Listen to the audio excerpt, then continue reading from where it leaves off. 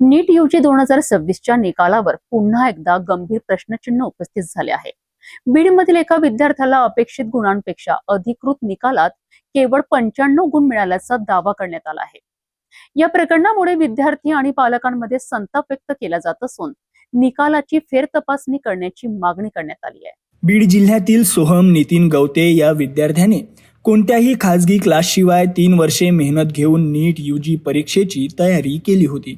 कुटुंबियांच्या म्हणण्यानुसार परीक्षेनंतर प्रश्नपत्रिका आणि उपलब्ध OMR शीटच्या आधारे गुण मोजले असता त्याला सुमारे 522 ते 537 गुण मिळण्याची अपेक्षा होती।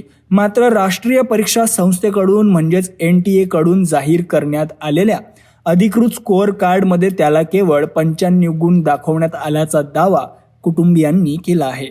या निकालामुळे विद्यार्थी मानसिकदृष्ट्या खचल्याचे त्याच्या पालकांनी सांगितले। NTA ने मूळ OMR शीट आणि उत्तर तालिका पुन्हा तपासून न्याय द्यावा अशी मागणी केली आहे। यासोबतच या प्रकरणात न्यायालयात जाण्याची तयारी सुरू असल्याचेही कुटुंबियांनी स्पष्ट केले आहे। दरम्यान या दाव्यांबाबत NTA कडून अधिकृत प्रतिक्रिया समोर आलेली नाही।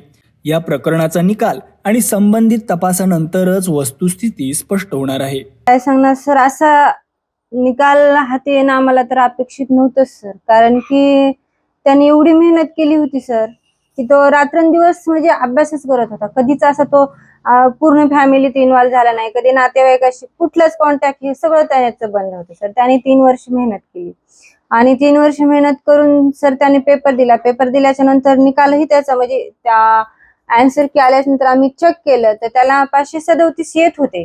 नंतर मग हे NDA वाल्यांचे आल्याच्या नंतर त्याला 522 येऊ लागले आणि स्कोर कार्ड आल्याच्या नंतर तर त्याच्यात डायरेक्ट 95च आले। त्याच्यामुळे तो इतका म्हणजे असं हे होऊन गेलो तर आम्ही की असं कसं होऊ शकतं, एवढा अभ्यास करून पेपर चांगला जाऊन जर असा निकाल हाती येतोय तर करायचंय काय कसं। मागणी आमची की जो निकाल असा आलेला आहे त्याचं ते पूर्ण चेक करून रिझल्ट चांगला द्यावा त्याचा। विद्यार्थ्यांच्या भवितव्याशी संबंधित अशा प्रकरणांमध्ये पारदर्शकता आणि विश्वासार्हता अत्यंत महत्त्वाची असते।